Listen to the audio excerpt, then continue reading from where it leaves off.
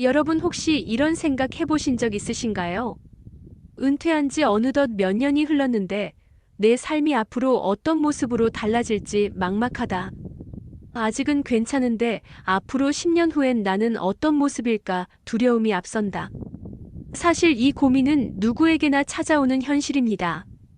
특히 50대 후반에서 60대에 들어선 순간부터는 체력도 급격히 떨어지고 사회와의 연결고리도 점점 약해지면서 마음이 허전해지곤 하지요. 저 역시 주변 지인들을 보면서 이 문제를 절실히 느낍니다. 오늘은 세 가지 사례를 통해 우리가 놓치고 있는 노후의 그림을 함께 들여다보려 합니다. 그리고 거기서 찾은 해답을 어떻게 실천할 수 있을지 함께 나눠보려 합니다. 첫 번째 사례는 제 친구의 이야기입니다.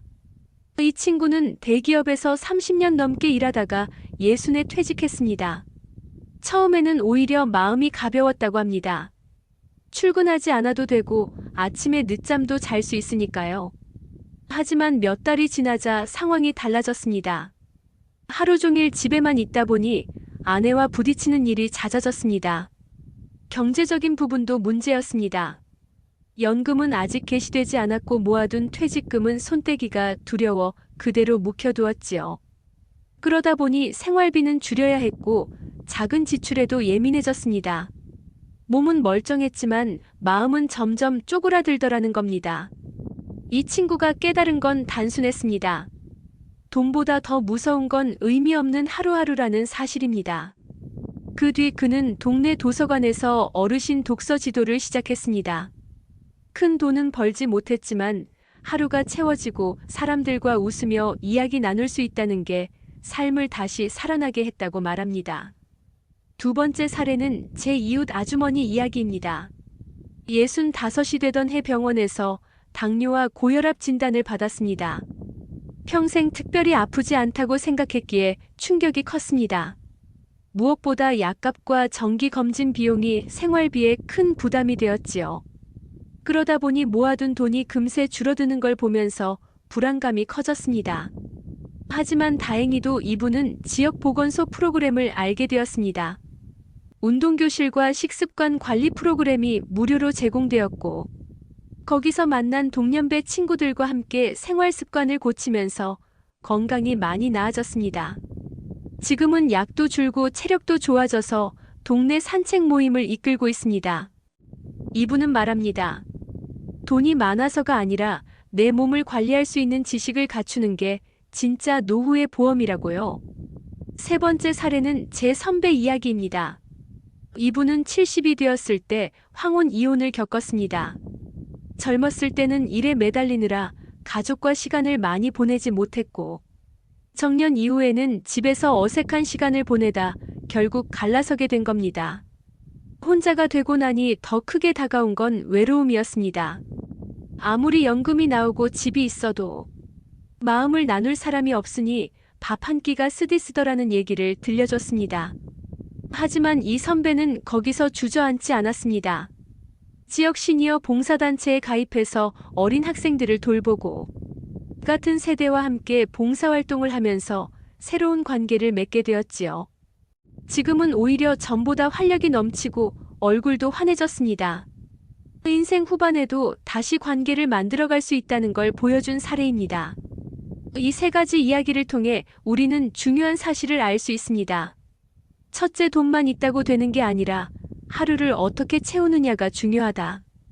둘째, 건강은 나이가 들어서도 얼마든지 관리할 수 있고 그것이 삶의 질을 결정한다. 셋째, 관계는 나이가 들어도 새롭게 맺을 수 있으며 그게 곧 행복의 원천이라는 것. 그렇다면 우리는 구체적으로 무엇을 실천할 수 있을까요? 먼저 경제적 부분입니다. 퇴직 후에는 소득이 줄어드는 게 당연합니다. 따라서 큰 돈을 벌겠다는 욕심보다는 작은 수입원을 만드는 게 핵심입니다. 지식과 경험을 살려 강의나 자문 활동을 해도 좋고 지역 사회 프로그램이나 공공기관에서 운영하는 시니어 일자리를 찾아보는 것도 방법입니다. 중요한 건 이를 통해 사회와 연결되어 있다는 감각을 잃지 않는 겁니다. 다음은 건강관리입니다. 몸은 배신하지 않습니다. 조금만 소홀히 하면 바로 티가 나지요. 하지만 꾸준히 관리하면 생각보다 오랫동안 버텨줍니다. 매일 30분이라도 걷기와 스트레칭을 생활화하고 식습관을 단순하게 유지하는 게 좋습니다. 특히 정기검진은 꼭 챙겨야 합니다. 아프기 전에 관리하면 의료비 부담도 줄이고 삶의 자유도 지킬 수 있습니다. 그리고 마지막은 관계 맺기입니다. 나이 들수록 친구는 줄고 가족과도 물리적 거리가 생기기 마련입니다. 그러니 의도적으로 새로운 관계를 만들어야 합니다. 동네 모임에 참여하거나 취미 활동을 시작하고 봉사활동이나 교육 프로그램을 통해 또래뿐 아니라 젊은 세대와도 연결될 수 있습니다. 관계는 만들어가는 노력 없이는 저절로 생기지 않습니다. 외로움을 미리 예방하는 적극적인 태도가 필요합니다. 여기까지가 우리가 놓치지 말아야 할 삶의 세 가지 축입니다. 경제, 건강, 관계. 이 세 가지를 균형 있게 챙기는 것이 앞으로 10년을 어떻게 살아낼지를 결정합니다. 여러분도 제 사례들을 보며 스스로의 현재 위치를 돌아보셨으면 합니다. 지금은 괜찮다고 해도 10년 뒤엔 상황이 달라집니다. 작은 준비라도 지금부터 해두는 것이 가장 현명한 길입니다. 그리고 오늘은 여기서 이야기를 멈추겠습니다. 왜냐하면 다음 시간에는 조금 더 구체적으로 각 영역에서 실천할 수 있는 세부 전략을 나눠드리려고 합니다. 경제를 안정시키는 방법, 건강을 지키는 생활 습관, 그리고 관계를 새롭게 맺는 기술까지 조금 더 깊이 들어가 보겠습니다. 여러분 나이가 들수록 가장 크게 느끼는 불안은 무엇일까요? 대부분 돈, 건강, 그리고 외로움이라고 말합니다. 바로 이 세 가지가 앞으로 10년 동안 우리 삶을 완전히 바꿀 수 있는 핵심 변수입니다. 50대 이후에 들어서는 순간부터 우리는 더 이상 젊을 때처럼 체력과 시간으로 문제를 덮어둘 수가 없습니다. 준비하지 않으면 그대로 위기가 되고 준비한다면 새로운 기회가 되는 시기입니다. 먼저 경제적인 부분부터 살펴보겠습니다. 퇴직 이후 소득이 줄어드는 것은 누구나 겪는 현실입니다. 하지만 그 안에서도 전략을 세운 사람과 그렇지 않은 사람의 차이는 10년이 지나면 너무나 크게 벌어집니다. 단순히 모아둔 자산만 바라보면 불안은 더 커집니다. 시장의 변화, 물가 상승, 예상치 못한 의료비는 언제든 자산을 줄일 수 있기 때문입니다. 그래서 중요한 것은 돈을 쓰는 방식을 다시 설계하고 동시에 새로운 수입의 가능성을 찾아보는 일입니다. 실행할 수 있는 방법을 구체적으로 말씀드리겠습니다. 첫째, 생활비 구조를 다시 점검해야 합니다. 젊을 때는 소비가 성장의 수단이 될 수 있었지만 지금은 생존의 안정이 우선입니다.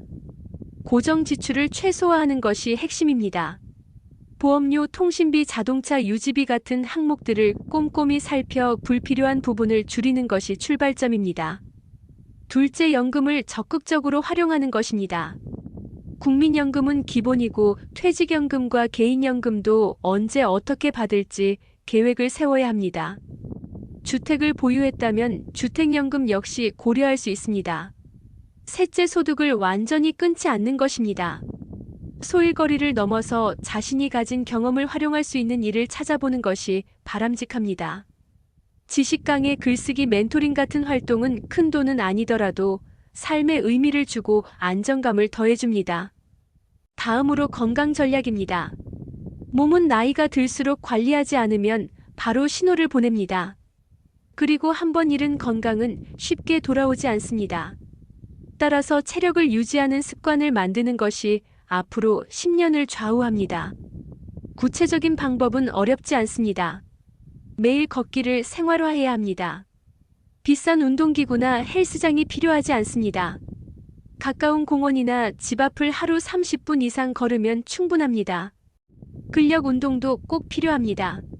나이가 들수록 근육이 줄어들기 때문에 작은 아령이나 맨손 운동으로도 꾸준히 근육을 유지해야 합니다. 또한 식습관 관리가 중요합니다. 단순하고 균형 잡힌 식사를 하고 가공식품과 단 음식을 줄이면 건강은 빠르게 좋아집니다. 정기적인 검진은 빼놓을 수 없습니다. 아프기 전에 미리 발견하고 관리하는 것이 의료비를 줄이고 삶의 질을 지켜줍니다. 이제 관계의 문제를 짚어보겠습니다. 은퇴 이후 가장 무서운 것은 외로움입니다. 경제적으로 어렵지 않아도 건강이 나쁘지 않아도 혼자가 되면 삶은 금세 공허해집니다. 그래서 관계는 나이가 들수록 더 의도적으로 관리해야 합니다. 구체적인 전략은 이렇습니다. 먼저 가족과의 대화입니다. 돌봄의 문제, 생활비의 문제, 노후의 계획까지 미리 가족과 충분히 이야기해야 합니다. 갈등을 줄이고 서로의 기대치를 맞추는 것이 중요합니다. 둘째, 친구와의 관계를 유지하는 것입니다. 오래된 친구일수록 다시 연락을 주고받으며 관계를 이어가는 노력이 필요합니다. 셋째, 새로운 관계를 만드는 것입니다. 지역 모임, 취미 모임, 봉사활동 같은 곳에 참여하면 자연스럽게 새로운 인연을 맺을 수 있습니다. 이때 중요한 것은 수동적으로 기다리지 않고 능동적으로 다가가는 태도입니다. 여기서 한 가지 더 말씀드리고 싶은 것은 디지털 활용입니다. 지금 세대에게 디지털은 선택이 아니라 필수입니다. 스마트폰을 통해 금융 업무를 보고 병원 예약을 하고 정부의 복지 서비스를 신청할 수 있습니다. 만약 이런 기술을 배우지 않으면 일상에서 점점 고립될 수 있습니다. 지역 평생 교육원이나 시니어 대상 디지털 교육을 통해서라도 꼭 배워야 합니다. 젊은 세대와의 소통에도 큰 도움이 됩니다.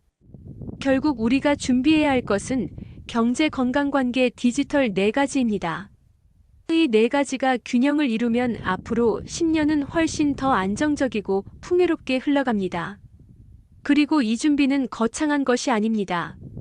작은 습관의 변화, 작은 결단에서 시작됩니다. 하루의 소비를 점검하는 것, 아침에 10분이라도 몸을 움직이는 것, 가까운 사람에게 안부 전화를 하는 것, 스마트폰으로 새로운 기능 하나를 배우는 것.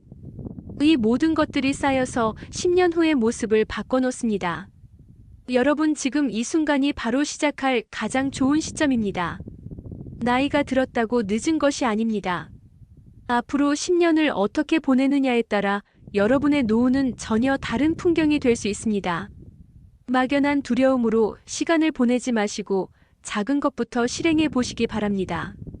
오늘 이야기가 도움이 되셨다면 구독과 좋아요 꼭 눌러주시고, 여러분은 앞으로 10년을 위해 어떤 준비를 하고 계신지 댓글로 나눠주시면 좋겠습니다. 함께 지혜를 나누며 더 나은 노후를 만들어 가길 바랍니다.